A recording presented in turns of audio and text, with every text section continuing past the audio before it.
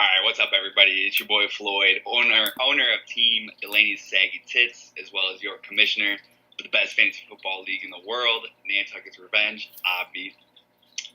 Joined here, as per usual, by my lovely co-host, Michael Wiseman. How are you doing, Weez? What's good? What's good? All right. So we had Week 2's results made for an interesting set of standings for Week 3. And last night we got to watch the Browns win, so that was cool. I think Week 3 looks pretty chalky, relatively predictable. So it's going to be really neat to see what our Week 4 looks like. With that being said, why don't you get us into our standings, please? Yep, I got the standings pulled up here on the screen for our viewers here. We have the 4 2-0 teams. Your team, Delaney Saggy Tits, Robert's team, although he is not with us physically, his team's here with us at 2-0. Team XNXX/Alexis Texas, followed by Mike Brobes, 4 Down Territory, and honestly, the surprise maybe after his performance last season to be 2-0, Ricky, the Golden Taint, his team name. Season, yeah, correct. But if you don't remember at the beginning of the year, I did like his team. He would be in this spot. Yep, so. I did like his team. As predicted.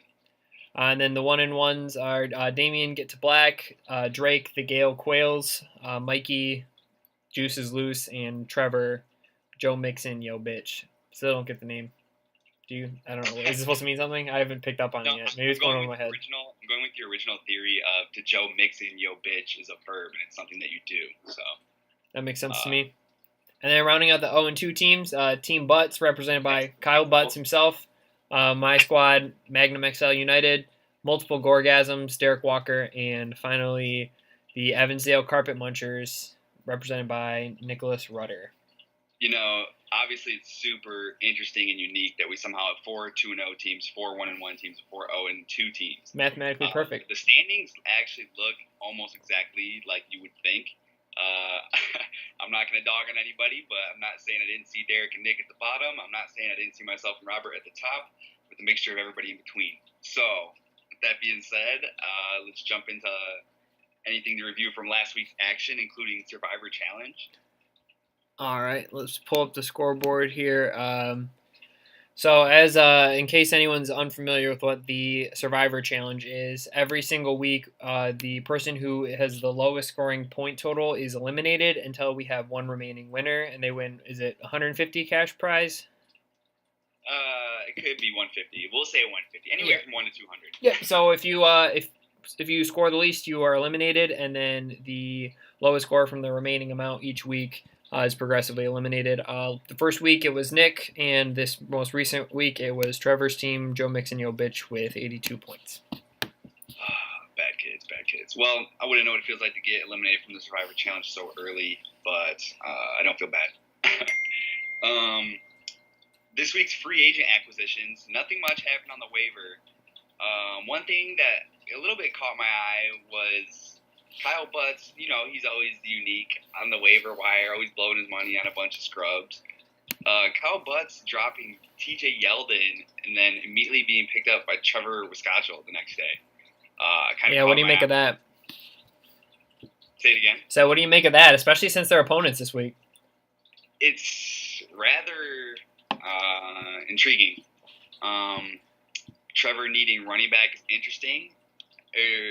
Is obviously why he picked up TJ Yeldon, but Kyle Butts, I guess, could have maybe dropped a couple other people rather than TJ Yeldon. Yeah, I don't know why he felt the need to. I know he's been paying attention to the Jacksonville Jaguars this year because he's starting ASJ and Keelan Cole all year. So, nothing to say there. Yeah, I think it doesn't. I don't understand why he feels the need to roster a second tight end instead of keeping TJ Yeldon. But right. I guess last year, like you said, yeah, I guess like you said, Butts does fly around the waiver wire. At least that's what we learned last year.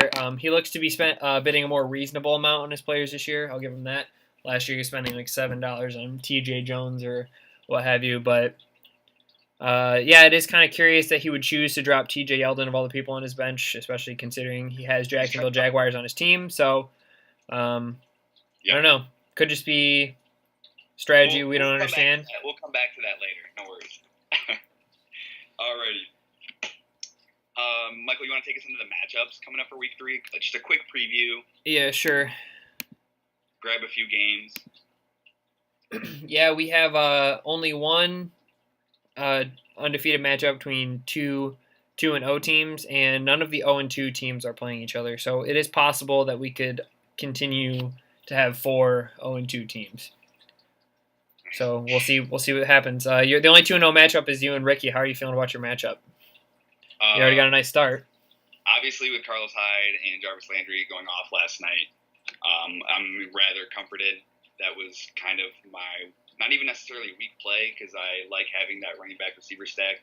But, Tyrod going down obviously arguably could boost me into some big scoring weeks for the rest of the year, being that Baker Mayfield is now in control. Well, once again, proving that Browns head coaches are the most incompetent in the NFL. The offense was so completely different that to have Baker Mayfield get 0 first-team reps in preseason at all is curious. So maybe they just wanted to play the hand close to the chest. My team seems rather safe, and I have great matchups this week, so I'm not really worried. Robbie Anderson scoring 2 really hurts. I don't see how he can possibly come back. If he does, it's going to be through Kenyon Drake, Corey Clement, and maybe AJ Green. Yeah, especially with the start that you got, I think it's going to be. I don't think you have anything to worry about this week. I think another interesting matchup will be Damien and Rob. Damien's 1-1, Rob's 2-0. Rob's gotten a lot of help from Juju Smith and Melvin Gordon the first 2 weeks. So if they can continue to perform the way they have, I think Rob could get a win. But if they don't, Damien's team's pretty solid. So I wouldn't be surprised to see Damien give Rob his first loss of the season.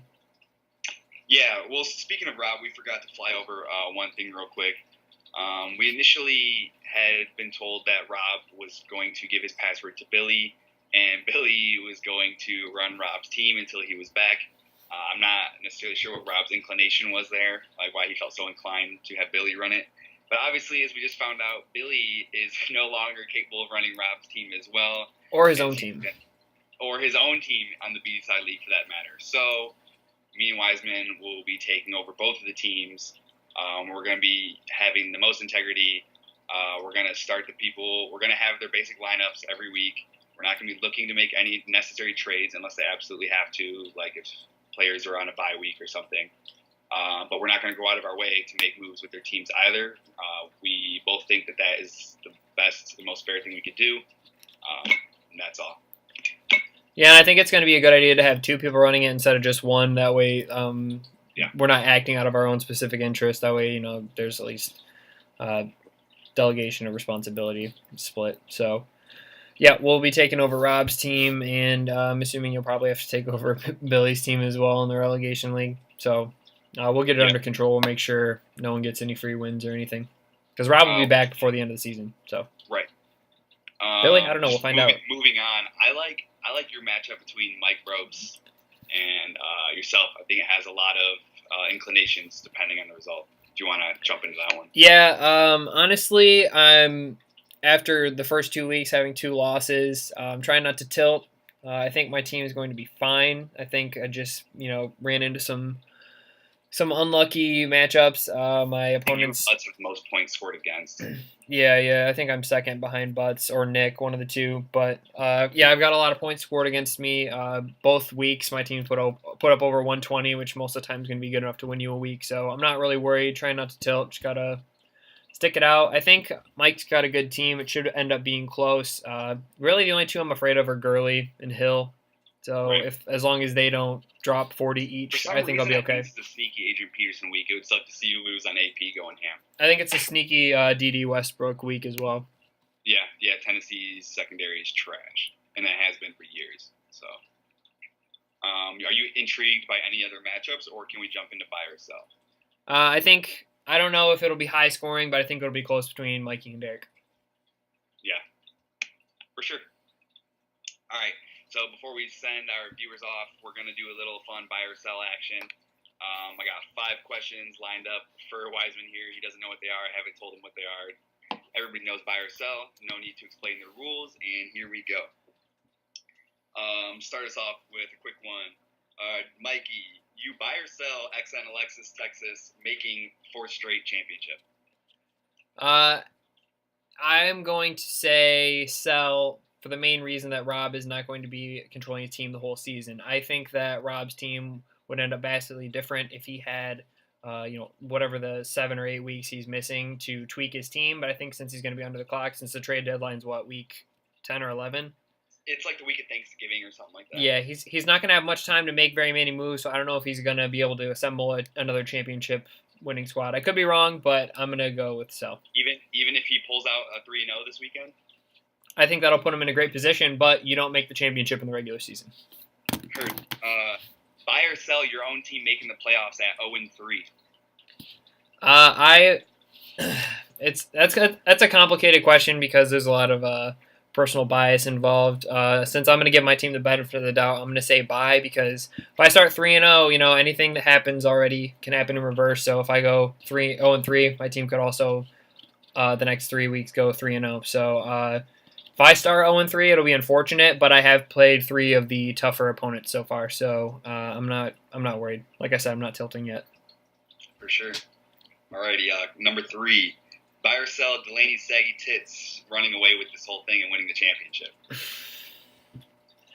I think your team looks great as of right now. It's a buy or sell question. You can only I'm prefacing my answer. I think your team looks solid so far. I will say that this is a similar strategy you implemented last year, but you didn't hit the right players. I think that if your players can continue their current form, you've got a chance. But ultimately, I'm going to say sell because, listen, there's no guarantee that this is the squad that you keep the whole time. It's possible that you make. I haven't even been willing to sell Carlos Hyde. If you could make trades, injuries can happen. I'm not gonna buy your team as a championship winning team after only 2 weeks. Hold on. Let me get this straight. If you're not buying arguably the best fantasy players team with undeniably the best fantasy team in the best situation imaginable, if you're not buying them to win the championship, when are you ever buying any team to win the championship? Because it's only been 2 weeks. I'm not sold yet. Oh, okay. I'll give you that. So not sold yet. After week 2, we sell every team. There will never possibly be a winner. Heard. Number 4. Buy or sell. Carpet munchers get relegated this year. Oh man, Nick's team has been struggling for sure. Let me take a look at his roster real quick.